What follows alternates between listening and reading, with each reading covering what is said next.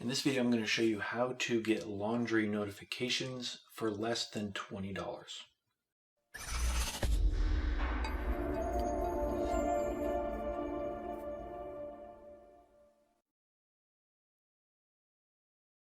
Hi, this is Justin from Simply Smart, where we make smart home technology as easy as 1, 2, 3. So if you're interested in smart home technology, consider subscribing for more content like this. Also, check out the video description for the 3 simple steps to get started to building your ultimate smart home. Now, what we're going to be doing in this video is we're going to be setting up laundry alerts so we can get alerts on our phone when the laundry finishes. That way we know to either empty the washer or empty the dryer. Now, I've seen a lot of people ask questions on the best way to do this, and some people say energy monitoring. Some have like a special kit to put in there, but all we're going to be doing in this video is we're going to be using this Samsung multi-purpose sensor, which you can get on Amazon right now for less than $20. And we're going to stick this onto our washer or dryer, and that's going to give us the notifications that we need just by setting up a simple Sharp Tools rule. So let's go ahead and get our multi-purpose sensor set up, and then we'll come back and actually put it onto our dryer, and then we'll go and set up the rule.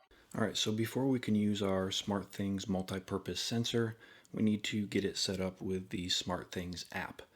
So basically, this multi-purpose sensor is pretty much the best value that you're going to get to determine whether doors or windows are open or closed.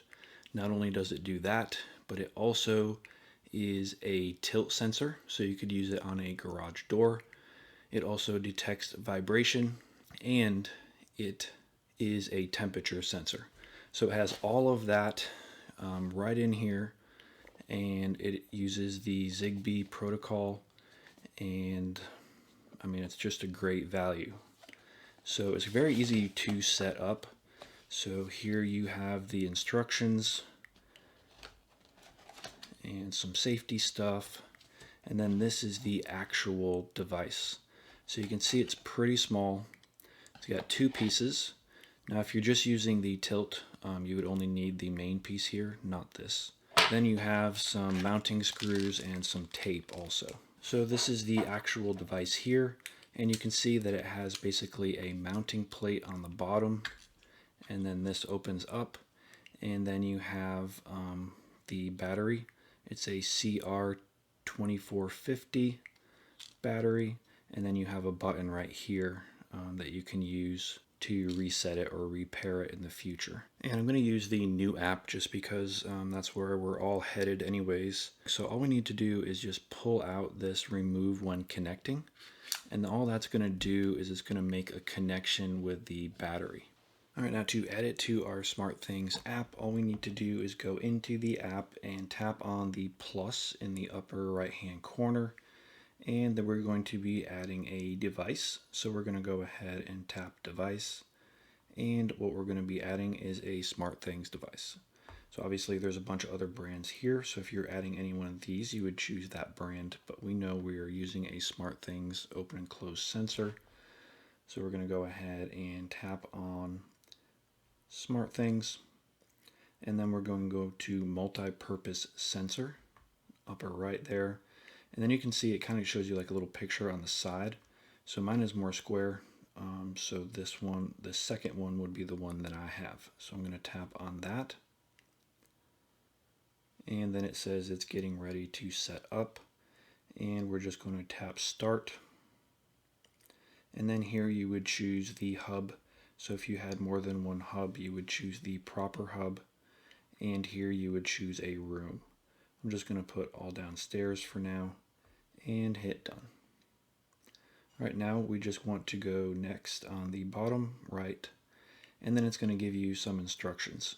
So we just pulled out the battery, so it should just automatically connect and find this, but it does give you all of the steps right here in case you have any trouble, which is nice because otherwise you'd have to actually read the instructions. Alright, and it has successfully connected. Now if it doesn't connect, just open it up and press that button, and then it will automatically connect. So we're just going to go and just click done. And now it's going to automatically scroll all the way down to the device that we just added and wiggle it so you can see it. So now we're here on the multi-purpose sensor, and when we go into that, we have the top that says contact sensor, and we have the temperature, we have vibration, and we have the battery. Another cool thing about the new app is you can go to the history and it'll have all of that there. And you can also look at the temperature like on a graph format. Obviously we just added this, so there is no history, but just know that that is there. Another thing is, you remember I told you can use this with a garage door as a tilt sensor. How you get to that is you tap up here in the upper right hand corner and you go to settings, and then there's a temperature offset. So if you wanted to change the temperature reading by a certain offset, you can do that here. And if you tap on the next one, do you want to use this sensor on a garage door? All right, but we're not going to do that, so I'm just going to tap on no and OK. Now when we go back out, now you can see that it is open. Now if I put these two pieces together, now it is closed. Take them apart, now it's open. So you can see that it's pretty quick, works really well, and I'm not even close to the hub. So now we have that set up, and now we can go ahead and do all kinds of cool stuff with this sensor that has all of these capabilities. All right, so now that we have our sensor set up in SmartThings, I've gone ahead and put it onto our dryer here. So what I did is, if we open this up,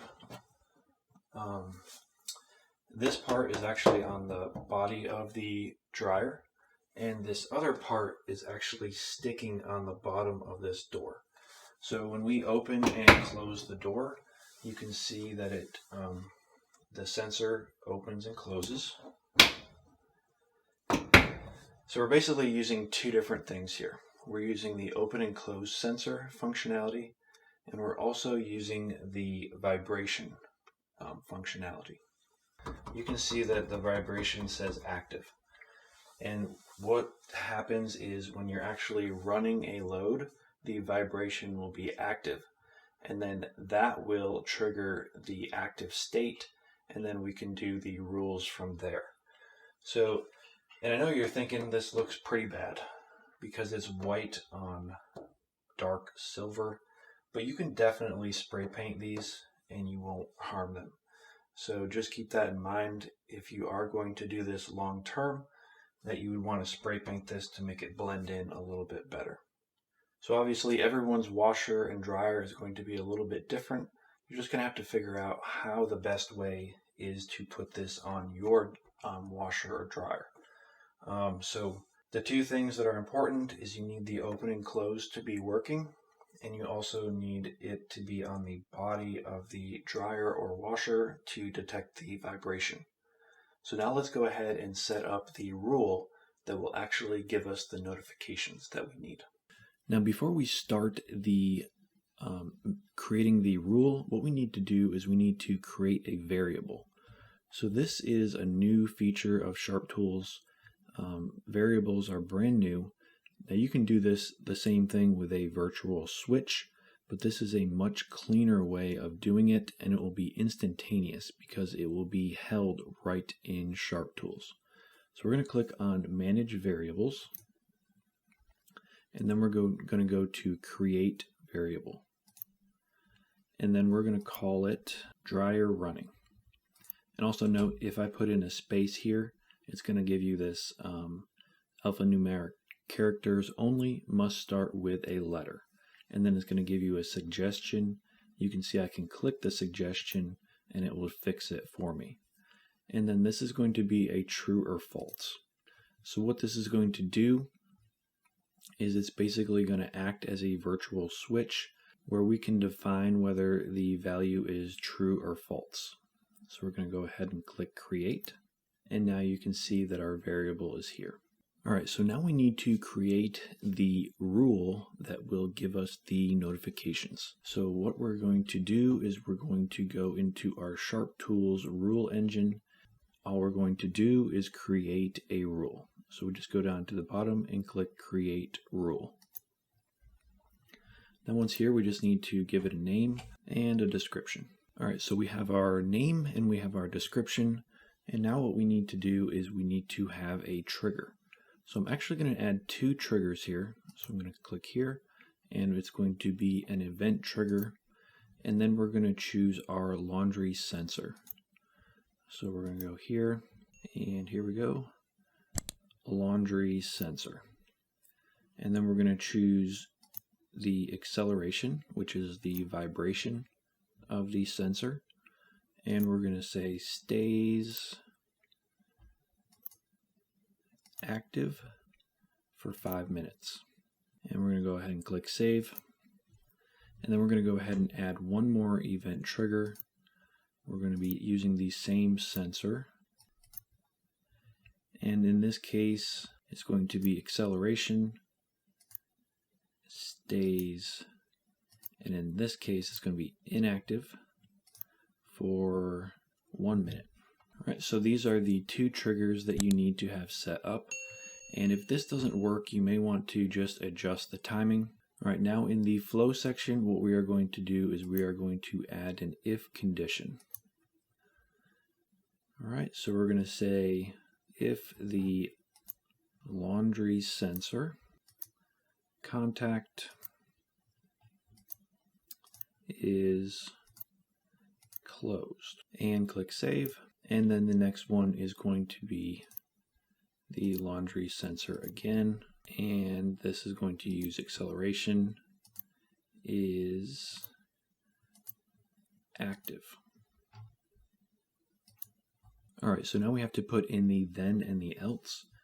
So I'm going to, in the then section, I'm going to create an action, and I'm going to set up a notification.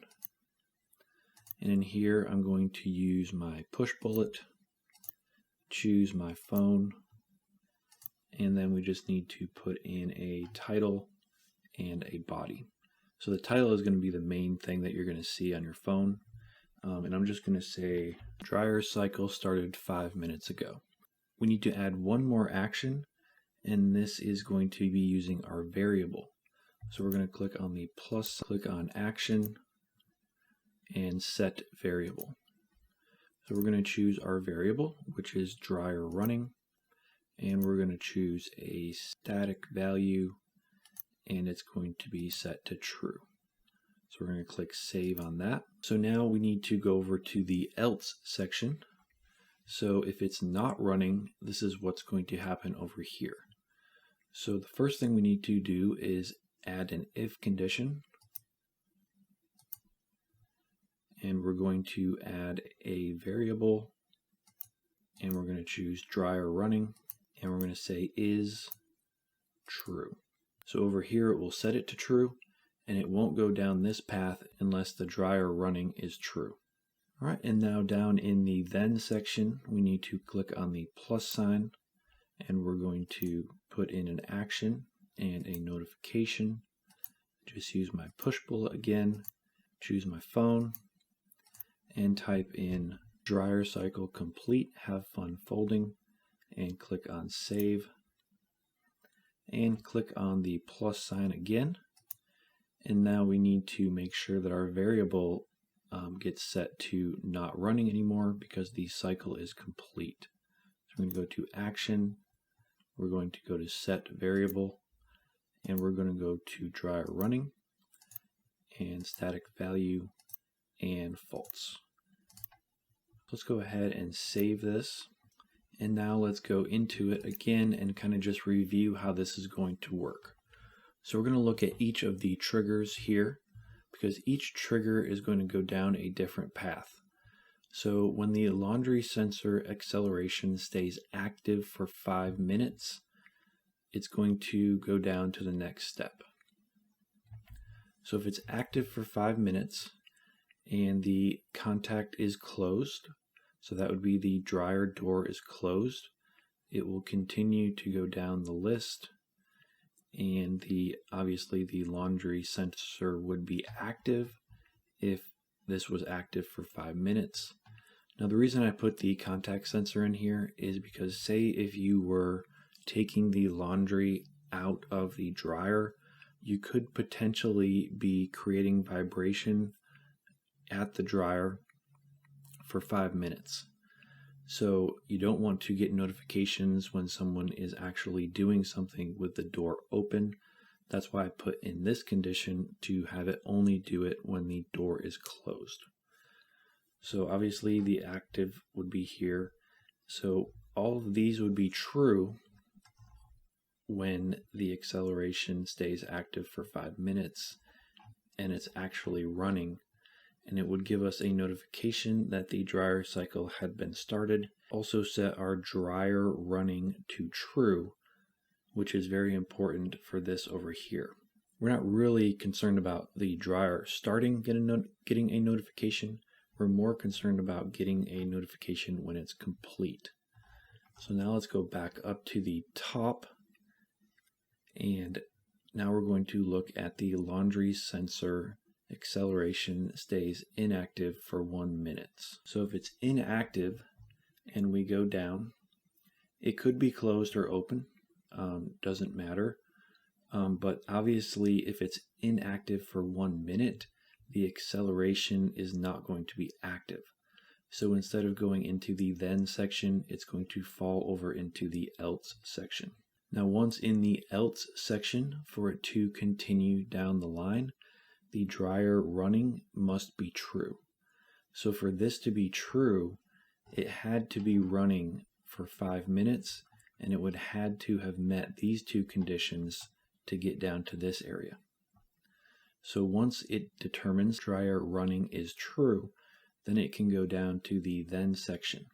Now if this was not true, it would go into the else section, and there is nothing there, so it would do nothing. So once in the then section, it will let us know that the cycle is complete, and it will reset our dryer running to false. That way it can start all over again next time you do a load of laundry. Alright, so I did quite a bit of testing before making this video, and you can see these are the results that I got. There's two different things going on here.